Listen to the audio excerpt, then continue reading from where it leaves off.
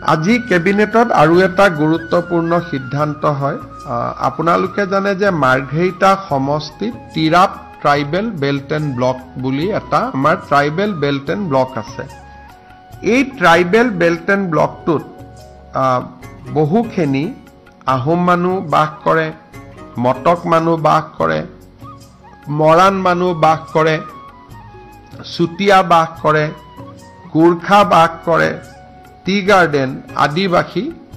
আৰু কোচ ৰাজবংশী এই গোটেই কেইটা কমিউনিটিকে তিৰাপ ট্ৰাইবেল বেল্ট এণ্ড ব্লকত আমি প্ৰটেক্টেড ক্লাছ ৰূপে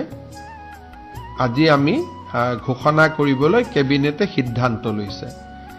এই সিদ্ধান্তটোৰ ফলত তিৰাপ ট্ৰাইবেল বেল্ট এণ্ড ব্লকত আহোম সকলেও মাটিৰ পট্টা পাব মৰাণ সকলেও মাটিৰ পট্টা পাব মটক সকলেও মাটিৰ পট্টা পাব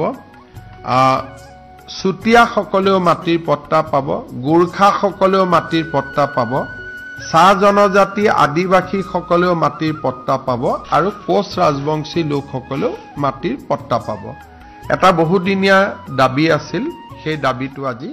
সমাধান